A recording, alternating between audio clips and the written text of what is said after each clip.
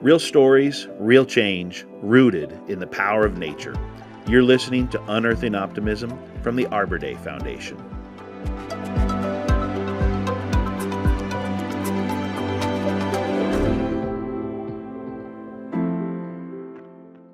As a note to our listeners, this podcast episode with Chief Schultz was recorded in December of 2025. Hi, I'm Dan Lambe. Today we're honored to be joined by Tom Schultz, the 21st Chief of the U.S. Forest Service, a leader responsible for stewarding 193 million acres of national forests and grasslands, guiding a workforce of more than 30,000 people, and shaping the future of America's relationship with its public lands. U.S. Forest Service is a longtime partner of the Arbor Day Foundation, and we're thrilled to have Chief Schultz here for a conversation about leadership, stewardship, and the future of our country's forests. Chief Schultz, welcome to Unearthing Optimism. It's great to have you with us today. We appreciate it. Thanks, Dan. I appreciate the opportunity to visit with you and your audience. I thought it might be valuable to start by just talking about your job.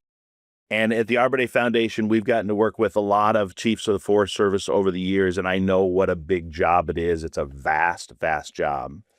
But I'm guessing that you bounce into people at dinner parties or get-togethers, and when people find out your title is Chief of the Forest Service, they probably have to say, one, what an interesting title, and two, what the heck does the Chief of the Forest Service do?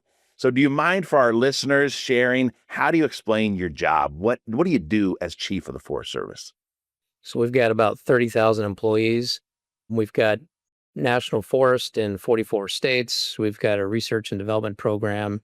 But I think day to day, day in and day out, I am typically meeting with either employees or constituents, external folks all around the country. I travel, in many cases, 3 weeks out of the month, if not sometimes 4 weeks out of the month. But if I do go out and I meet with external parties, I always make sure that I spend time on that local forest, and we'll go on a hike.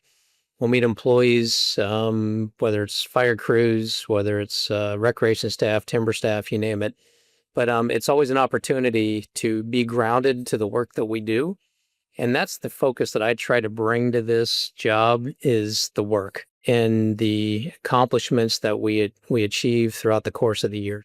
Well, I know it's a huge job and it's a huge balancing act. Have you always had this pull to forests? Has that always been what you wanted to do in your lifetime, work in the forestry space? Or was there some other calling early on and you ended up in forestry?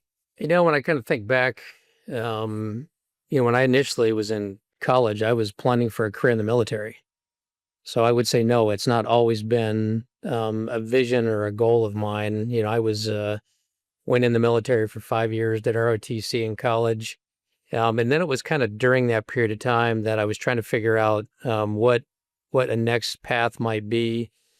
And I had grown up in the East, was in Scouts, had spent a lot of times running around the Occoquan, recreating, fishing, hiking, just playing as a kid. And Goshen Scout Camp was an area down around Lexington, Virginia, I would spend a lot of time at. But anyhow, I just always had an appreciation for the outdoors, but didn't necessarily think I was going to necessarily work in the outdoors. And then it kind of evolved. So when I got out of the military, ended up moving to Montana, where my wife's from, worked for the Department of Natural Resources in Montana for about 15 years. And that kind of getting into that role there really kind of spurred where I went with things. I know that you have had a diversity of experiences, which is one of the values that brings you to this role as Chief of the Forest Service. And you talked about your experience in nature. Was that just you exploring through Scouts? Was your family an outdoors enthusiast family? Yeah, so it wasn't so much my immediate family, but my grandfather was, he was big into nature. He was a Scoutmaster for probably 30 years. I think that's where it, kind of started for me. When I remember looking at his bookshelf as a kid, and he had copies of books by Rachel Carson and Aldo Leopold, and just back in the 70s. And that was kind of where he was interested. Broad Creek, Maryland is kind of where he spent a lot of his time outside, but he also carved ducks out of wood. and always had an appreciation whenever we went fishing or anything, whether it was at the ocean or in lakes. He just always had an appreciation for nature. And I think that's where, for me, it probably started there. And then subsequent to that, I think as I got older, when I got married, my father-in-law was a big sportsman, and we bow hunted together in Montana and just hunted and hiked all over. They live in the Bozeman area, so the Gallatin National Forest was kind of an area that we would hunt and fish and play in. So I had a lot of experiences in Montana that I think kind of grew that. But as a young kid, I would definitely say my grandfather was the one that kind of got me interested in the outdoors. Do you still have some of those ducks that he carved? Oh yeah, yeah. His favorite duck was a mallard duck. Yeah. That's really a cool story. Thanks for sharing that. So you mentioned Gallatin, and I'm just going to talk about some forest restoration work, because at the Arbor Day Foundation, we've been planting trees with the U.S. Forest Service for a long, long time.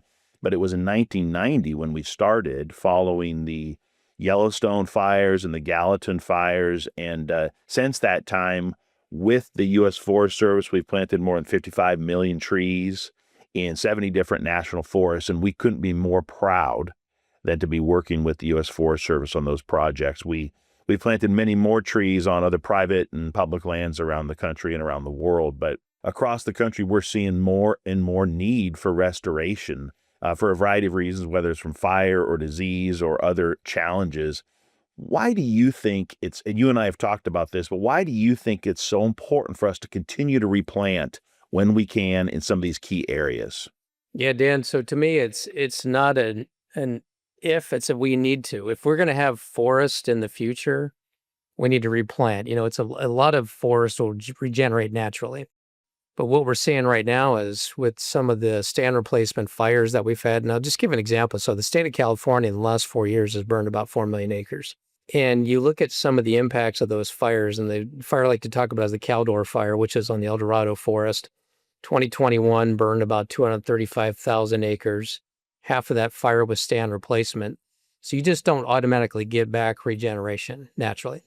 And then what happens is typically when you have a big fire like that, you have grasses and weeds and forbs, and brush comes back in. And if you don't get the reforestation done immediately, you're going to have a brush field. And that's what we're seeing in many cases, right? So if we don't do post-fire recovery and we don't treat the ground and prep the soils, we won't have forest back. I've seen forest near Billings, Montana, north of Billings. Stand replacement fires tore through there. Those forests are gone. They have not come back. They convert to rangeland in many cases. So based on kind of the ecotype, the precipitation, and the need in many cases to have artificial regeneration and planting, we need that. If your question is, why do we need to plant? Because if we don't, in some of these areas around the country, we will not have forests come back. It's that important. You mentioned Billings. Do you have any anecdotes to share of your firsthand experience after some of these disasters come through? Yeah, I think, I kind of go back to the Caldor fire and just what's happened in California. So like I mentioned, we've burned 4 million acres. There's 20 million acres of national forests in California. 4 million acres are burned in just the last 4 years. We've had 2 fires in excess of 1 million acres. In Idaho, we had the Murphy Fire in 2007. It was a lot of it was a range fire, but that was over 700,000 acres in south central Idaho. Fires at that scale are not typical fires. A big fire you would think might be 30, 40,000 acres. Million-acre fires, multiple million-acre fires in the last 5 years in California is not a common natural occurrence. And then when you see what the impact is, not just to the landscape, but to the communities, the people. And those communities that have been impacted by fire tend to be very opinionated on the need to ensure that we mitigate wildfire through fuels reduction strategies to protect their communities in the future. So it has all kinds of impacts. We have human fatalities. We have homes that are burned to the ground. We have watersheds that are impacted where you have water that is no longer clean. You have power to communities is interrupted. It has significant impacts in many cases. And then it really does impact the people on those landscapes in terms of how they see things. Sealy Lake in 2017 in Montana which is north of Missoula. That area had tremendous fires. That town was at risk of being completely burned over. Luckily, the firefighters caught the fire before it did. But the impacts of smoke to that community, like in terms of people breathing in smoke, smoke is a terrible health hazard for people, and people don't talk about it enough. Forest Service has done a lot of research of the impacts of smoke to human health. So it affects people. It can affect your life. It can affect your livelihood. It can affect your property. It affects the forest, but not just the people side of things, but the wildlife side of things. So we had reduced harvest on the El Dorado forest in that area where the Caldor fire burned in 2021 by about 70% over the last 10 years to protect spotted owl habitat. And they're called PACS, P-A-C-S. And that area, when it burned, like I mentioned, half of that fire was stand replacement. We burned up about half of the spotted owl habitat. So the impact, there's always seems to be this presumption that somehow nature just moves away and doesn't get impacted by the fire, but that's not the case. So it affects the human population and also affects the natural environment as well. And kind of tied into your last question, when you look at the landscape about the need for activity, we've estimated about 112 million acres out of 193 million acres nationally that is at risk of either high or very high risk of catastrophic wildfire around the country, or has tremendous insect disease issues that will likely cause those stands, which are these forested areas, to be dead within the next 15 years. So almost 2/3 of the national forest system is at risk of some sense of mortality in the foreseeable future.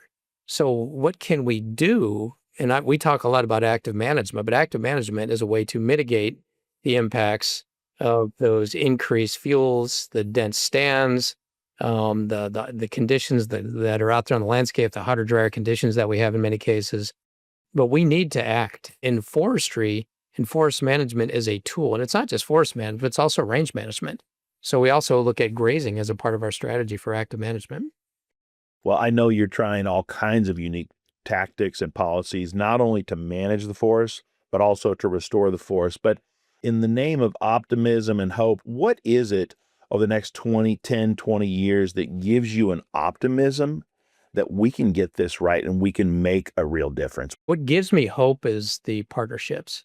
We are changing attitudes and minds. And when I see the people that we work with, the Arbor Day Foundation, the American Forest Foundation, National Forest Foundation, Wild Turkey Federation, Mule Deer Foundation, the groups go on and on and on that we work with, both on the reforestation side. And then I start looking at the communities that we work with. You can see communities that historically may have had a lot of concerns about seeing forests managed. And when I say manage the forest, I'm talking about thinning the forest, cutting diseased trees, or even taking out commercial trees in many cases.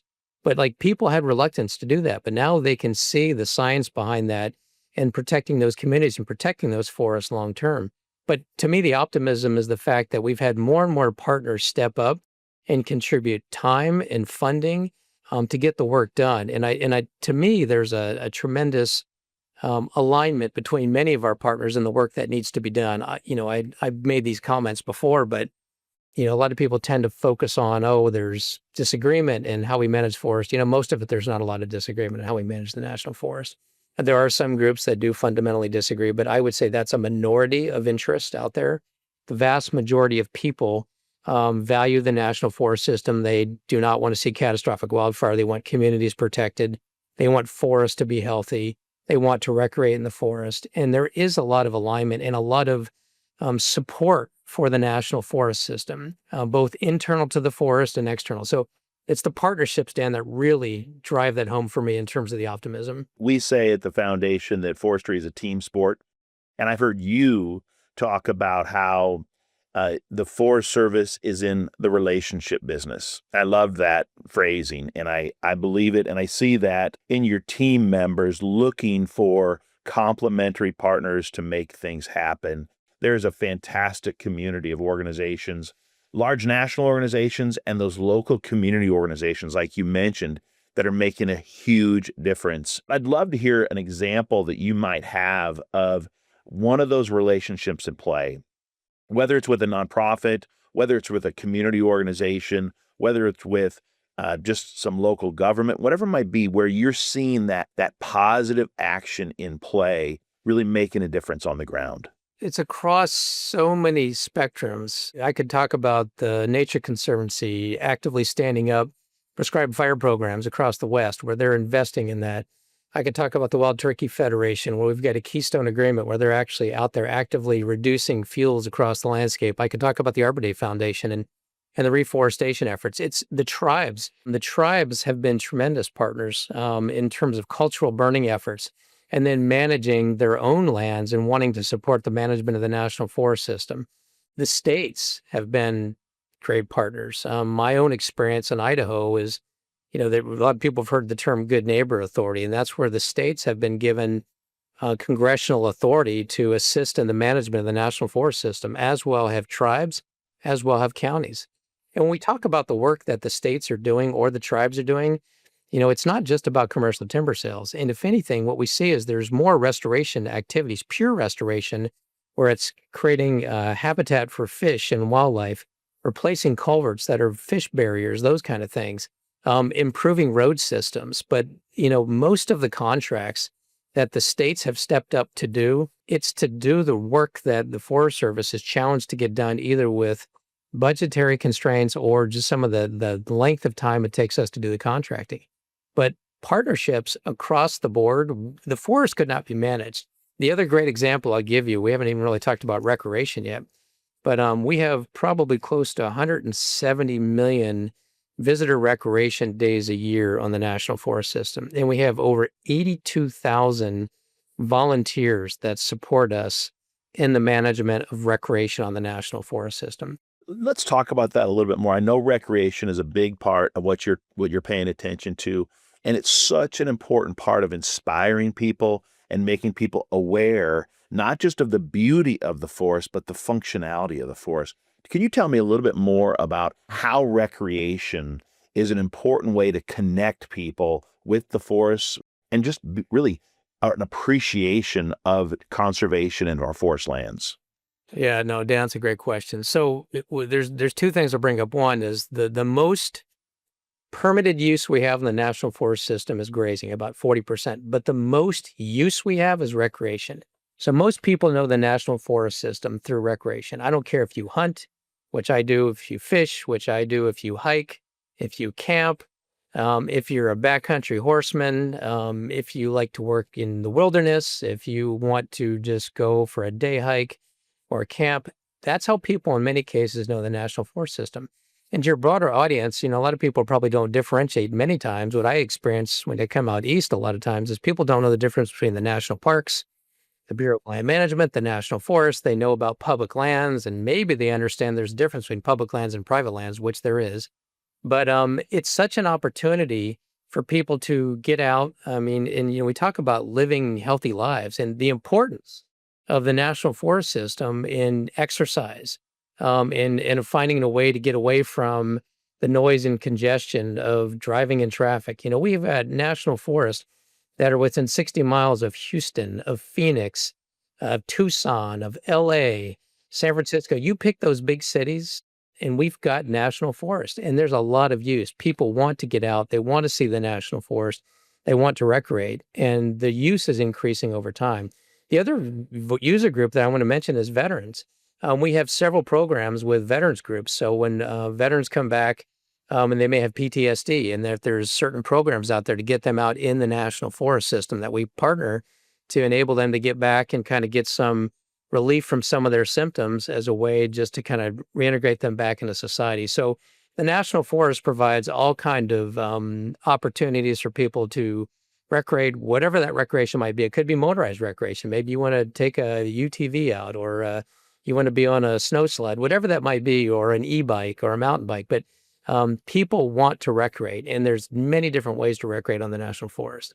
And we know it improves their health, their wellness, their mental health, and their physical health. Let's dive a little bit. I know you're a busy person. You talked about how much you're traveling. I know you've got a lot of demands on your calendar, but I'd love to hear from you where your learning is happening today. Oftentimes, my best way of learning is just listening. If I can be on the ground with folks, hearing their firsthand experiences, sometimes at a conference, maybe a podcast. But what does learning look like for you today, Chief Schultz? For me, I'm a Stephen Covey fan, and habit 5 is seek first to understand, then to be understood, right? And it is about listening, and it's about meeting people where they're at, not where you're at. So that's why I don't want people necessarily have to come to DC to meet me. I want to meet them where they're at, and I want to meet them. I'd much prefer to be out in the forest or whatever the rangeland. We have 20 grasslands where the issues are most important, meeting people where they're at. And I think that's a key piece. Even as we think about where the Forest Service is located, we're a field-based organization. And the secretary has been great to work for and work with, but she's made it very clear that we're going to be even closer to the American public. And so being out there among the user groups, among the people, the employees, the folks that use the forest, meeting them there, whether it's visiting sawmills, whether it's going on a hike on one of the trails, Pacific Crest Trail, Appalachian Trail, you name it, meeting people where they're at that are using the forest, that's where I want to meet people and listening and understanding their issues. Reading is always a good avenue, but for me, I like the firsthand experience of kind of meeting people and hearing directly from them. I feel very similarly. Like it's just a more intimate way to complement some of the research you might be able to hear about, knowing you've been traveling so much and meeting with not only Forest Service staff members, but community members and others. Any anecdotes from over the last few months of one of those key conversations you had that just kind of stopped you in your tracks with an aha moment? Yeah, something we haven't talked about is disaster recovery. So in October of 2024, Hurricane Helene came up the East Coast. It had tremendous impacts in the states of Georgia, South Carolina, North Carolina, Virginia. And I did a trip down there here about 4 or 5 months ago. Met with folks in Georgia, met with folks in North Carolina, and then in Virginia. And you look at the impact of the hurricane on landowners, forest landowners, people that recreate. Just to put this in perspective, the town of Asheville, North Carolina, they had 36 inches of precipitation in 24 hours. Even today, downtown Asheville is still impacted by that hurricane and the flooding that occurred.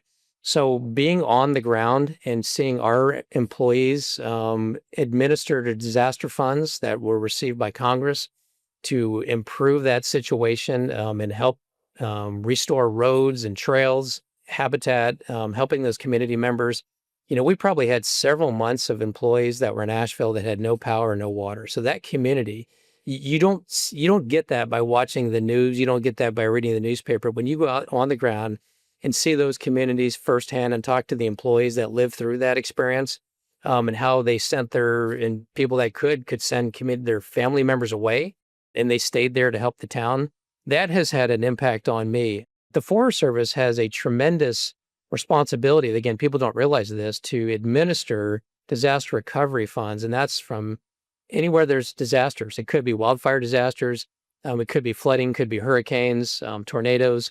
But seeing the impact to landowners from Georgia up to Virginia, seeing the impact to recreation, forestry, that has had an indelible mark on me in wanting to help those communities to the best that we can. We are a big part of disaster recovery work as well. It all started for us back after Hurricane Katrina in 2005. We started helping to restore and replant and distribute trees to communities, not just forests, but communities also along the Gulf Coast. And we're helping to plant 10 million trees in the areas affected by Hurricanes Helene and Milton.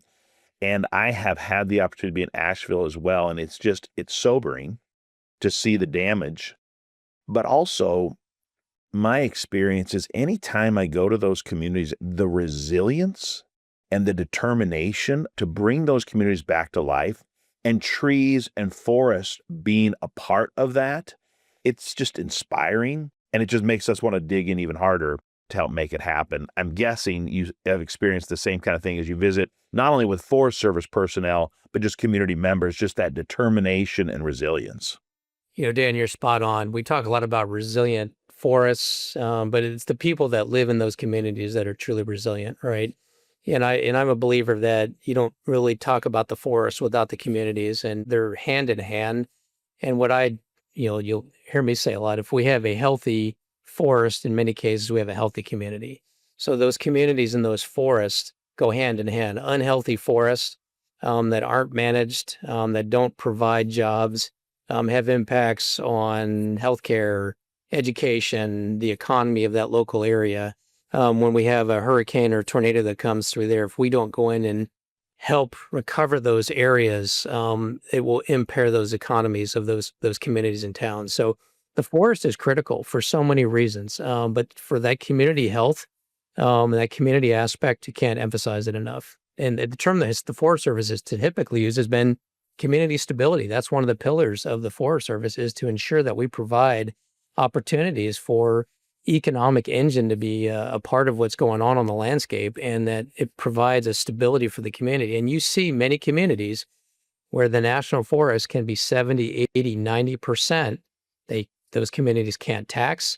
They're impacted, maybe years ago, there were lots of jobs and opportunities, and you've seen that wither away. So the Secretary has been very clear that our focus is to ensure that we work with rural America and act in ways that provide opportunities for rural America to grow. I'm going to pivot here and turn us to a conversation about service. You talked about how you served in the military. I mean, it feels like this might be a value of yours in a lot of ways, but the word service is part of the agency name, the U.S. Forest Service. What does that word mean to you personally? For me personally, I look at service as kind of like a vocation. It's a calling to do something bigger than you. And in particular, for me, it's doing something to benefit others that may not have a direct benefit on me. And it could be in your community if you work at a food bank. It could be that you're driving someone to church. It could be that you're helping a community recover after some disaster event. For us in the Forest Service, we have a motto: caring for the land and serving the people. And you think about that, serving the people means providing the opportunities for them to enjoy their public lands. It's not the Forest Service lands. These lands belong to the American public. And the service component of that, for me, is that we want to afford them the best experience that we can. And in many cases, we need partners, just like Arbor Day Foundation, to deliver that service that people want. People want to see healthy forests.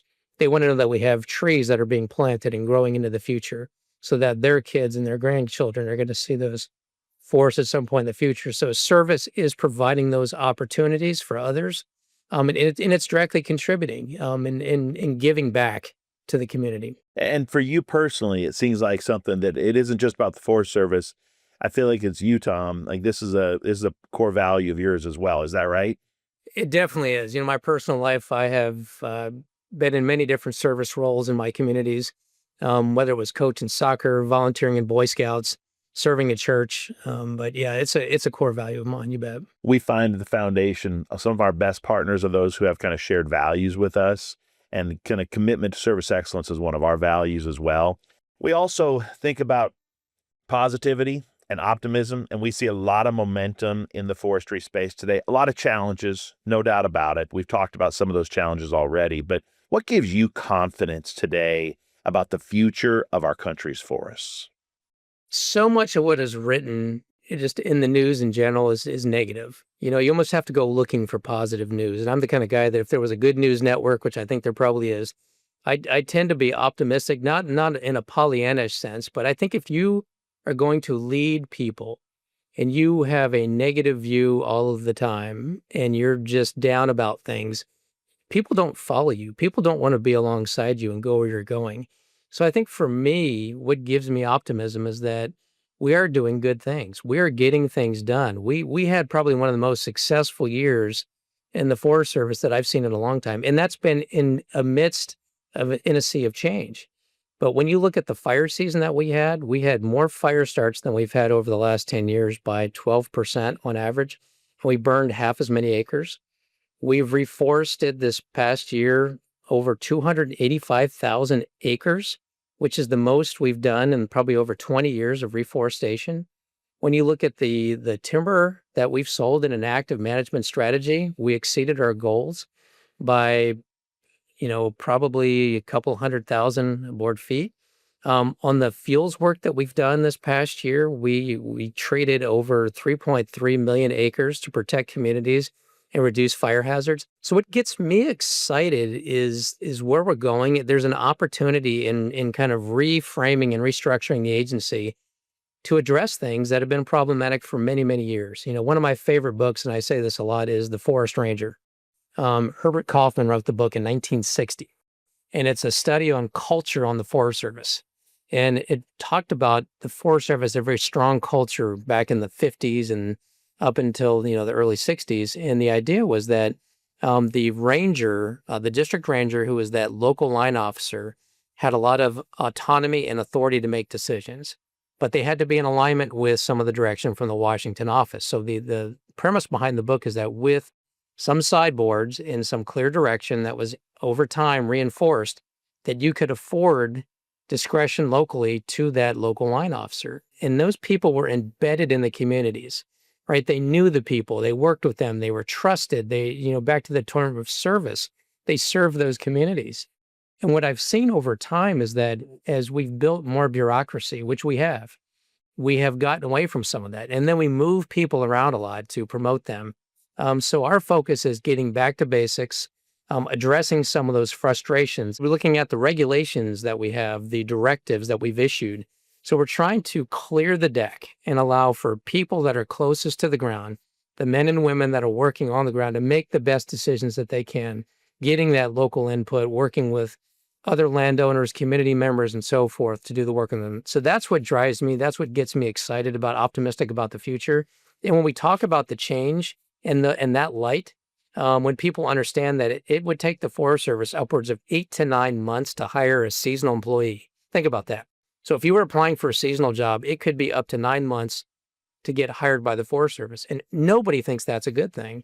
And then we tell our employees this is an opportunity through this effort we're going through to revisit our processes and streamline them and make better decisions locally. It gets people excited. I love to hear your optimism is rooted in action.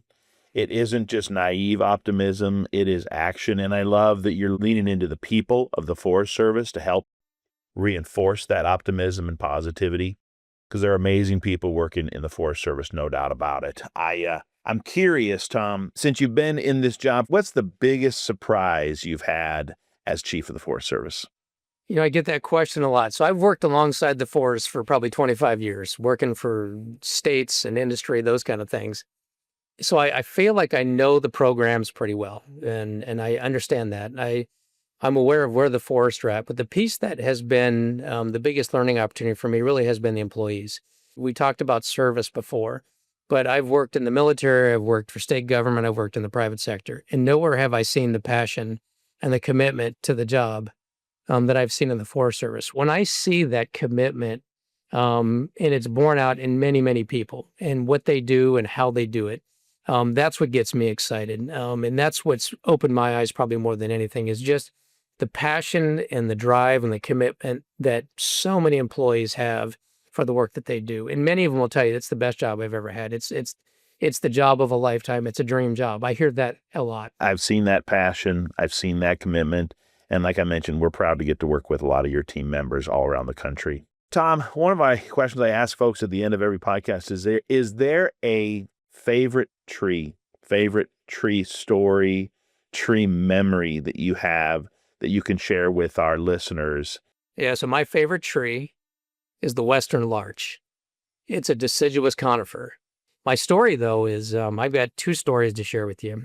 This one is about western larch. So I used to work in Montana, and so there is an area called Bear Canyon that is just east of Bozeman. And there's state land down there that is managed by the state of Montana. And there was actually a stand of western larch that was planted years ago. Typically, you do not find western larch that is east of the Continental Divide. So to me, if you go down there in Bear Canyon and you look for that stand of western larch, you will find that there's a stand there. It's pretty cool. So that to me is exciting. But a funnier story, I used to work for the Department of Natural Resources in Montana. We were up in the Swan Valley one time looking at a project that we were working on. And it was probably 2 feet of snow on the ground. And we were walking through, and the Swan Valley is north of Missoula, south of Kalispell, just a little bit east of the highway there. And we were walking back, and there's a wildlife biologist with us, and she was very interested in bats and birds and things. And she said, there's bats in these trees, under the bark. And I'm like, there is no way there's a bunch of bats under the bark. So we're walking, and it's, we trudging through, and we had lunch and, burned a stump, and there we go. And she takes a little hatchet and breaks away some bark. I think it was a grand fir tree. No kidding. These two bats just go zipping out of this tree. And I about fell over. I'm thinking there's no way that she's going to just randomly select a tree and randomly cut away some bark and these bats are going to fly. And it didn't happen. So I kind of got a kick out of that. So that was one of my fun tree stories out there, is seeing bats under the bark in the Swan Valley. That's great. Tom, thanks for your time. Thanks for your leadership. Thanks for your partnership and your passion and your service. Grateful to have your time today. Just thanks for everything you're doing to help create healthier, stronger forests across the United States. Thanks, Dan. We really appreciate the partnership of the Arbor Day Foundation. Thank you. That brings us to the end of today's conversation. A heartfelt thank you to Chief Tom Schultz for sharing his insights, his experiences, and his commitment to the people and places that make up our national forests. If today's episode moved you or inspired you, we hope you'll subscribe, leave a review, and share the show with a friend. Until next time, keep planting those seeds of hope.